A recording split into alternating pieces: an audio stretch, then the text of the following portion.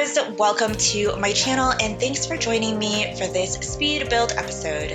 This build is special to me because it's not something that I typically make. As I mentioned in the description, this house is ideal for like a roommate situation. It has the cellar, that's the wine cellar / old servants' quarters that has been turned into an apartment. So it has its own stairway entry at the side of the house, its own front door, kitchen, bedroom, bath, and actually an extra room, so it is a nice apartment. I'm excited to show you more in just a bit. I planned this build specifically for a story that I wanted to play, and I called it Best of a Bad Situation. So this sim named Bess, she wants to take a vacation. She has these friends who live at this lake house. They're always traveling and they're gonna be traveling for a while actually. And they offer for her to stay at their lake house for her vacation. Bess has never been there. It sounds really nice and that's what she plans to do.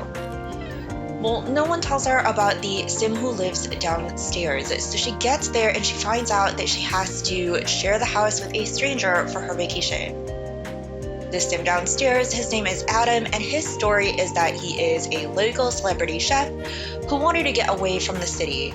He's basically hiding from the world in the apartment at the lake house, just looking for fresh ideas and new inspiration. He's been living there for a while, so it's totally normal for him to be wandering around the house, using the grill, swimming in the pool, and it's just awkward for Bess because this is not what she planned for her vacation.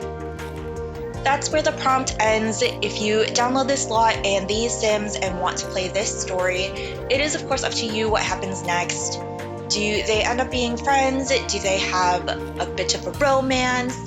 Or does this turn into a horror story? I don't know, it's totally up to you. I'd love to see what happens to your sims. If you want to play for a bit and catch me up in the comments, I'd love that. I'd also love to see some comments on what you liked in this build or what you'd like to see more of in my future builds.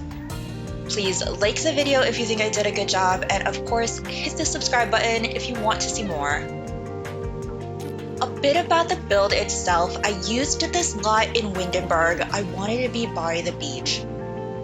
I don't know if Windenburg is supposed to be on the sea. Maybe I should have called it a sea cottage. I just knew that I wanted a lake house, so that's what it's called. This build is inspired by New England Nantucket style shingle homes. It has the gambrel roof that is super finicky, so I do skip through several minutes of me just adjusting the roof sections by like tiny inches. And I finished the exterior with some trim, awnings, and whatchamacallits around the roof. I also make sure I have enough space here for a pool and lounge patio. And I don't want to fence off the whole lot because honestly, sometimes when I do that, it feels too isolated from the surrounding environment, so I don't prefer it. I do fence off some of it to give the property more shape. I didn't know exactly what this house would look like when I first started. I just knew that there were a few things that were really important to me to include. For like the mood of the house, I wanted it to feel really open and airy. I knew that I wanted a fairly open concept. So I only closed off the kitchen. I also wanted a really interesting entryway, which is why I used these platforms just for a bit of drama. And then I thought I wanted to manipulate the stairs, and I ended up not doing it just to not overcomplicate things. If you're familiar with my other builds, you already know that I do like contrasting colors quite a lot, and contrasting the bottom counters to the upper cabinets. For this build, I wanted to pair this warm chocolatey wood with the white cabinets. I do this with the stairs too, and it just feels right. I for sure want a kind of interesting sitting nook as part of the first thing you see when you enter the house, but I'm not ready yet here, so I just put a chair as a placeholder. Double-sided fireplaces. I love them in real life. I love how they look in-game, plus your sims get the cozy bonus, so it's just perfect in this build. The entertainment center I designed with these debug fences that just look like weathered planks. I like them because they look like they could have been reclaimed from like a dock or a wharf. Like I said, these Sims travel a lot, so I wanted a couple of whimsical items for clutter decorations, like this giant piece of driftwood. I've seen houses in real life with like petrified wood pieces as decor, and they're a bit unusual and I really like them. And this driftwood really fits the character of these Sims and this house. By the windows, I have a double-sided desk setup, mainly because I imagine these Sims like watching a travel show on TV and simultaneously looking it up on their laptop and logging in to buy plane tickets right away. That's just how I imagine these Sims are, but of course, that's a great space for anything if you would rather have your Sims painting there, or you'd rather have the chess table, totally up to you.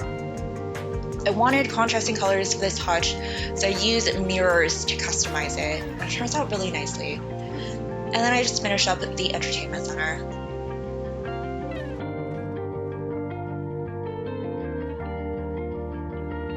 I love making kitchens, and I add these foods from the debug menu quite a lot.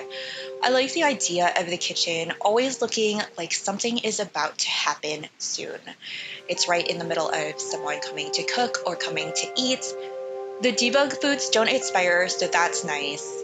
At least they haven't for me yet. So you'll see some veggies on the counter and bread on the table, and that just makes me happy. It looks so inviting. As I mentioned, I wanted to have an interesting entryway, so I customized this table to look pretty grand.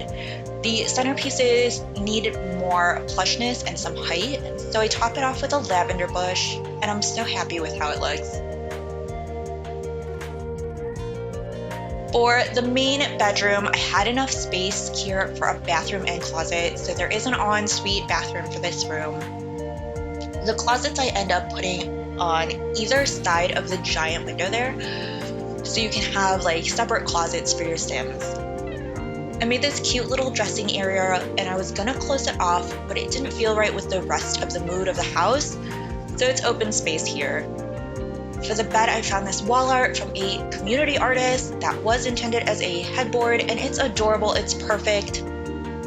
Artist credits are in the description because I think they're awesome. There is a second bedroom on this floor, and this is just an extra room. I think it'd be really nice as a yoga space or an artist studio, or maybe your Sims plan to have kids and you need this space for a nursery. It is there if you need it. The other rooms on this floor are the extra bedroom and bathroom. I don't do anything special, they're just cute, so I go ahead and skip it for time. In the cellar, I have the wine and this workbench. If there was a wine-making hobby bench, that is what I'd put there. But for now, it's the woodworking bench, because maybe that's what the Sim likes to do. Drink wine and make sculptures, and that's a good day. I do have this table for private wine tastings. I swear that's a thing. And a fairly nice apartment here. It's pretty spacious and really comfortable. There is a TV in the bedroom if you'd rather do something else with this space in the main room, or like make the kitchen bigger. And as I mentioned, there is an extra room if you need it. Mine just has workout equipment and the llama game, but it's there for whatever you want it to be. I'm gonna close out my commentary and just mention a few things that I added to finalize the house. In a minute, you'll see the pool and lounge area, grill area, and gardening bench, as well as the landscaping. I end up adding a few sections of climbing vine and ivy that looks really nice for the house. I also add a debug rock formation to hide the mailbox, which I just think looks so much more in character. I also add lots of tiny rocks to frame the walkway. Stay or skip to the tour that is true to the final upload to see all the finishing details. I had a lot of fun playing this house with my Sims, and I hope you do too. Like I said, please like the video and subscribe to my channel if you want to see more. I'd love to see some comments on how your story turns out. Otherwise, hope to see you at my next episode. Happy simming, friends!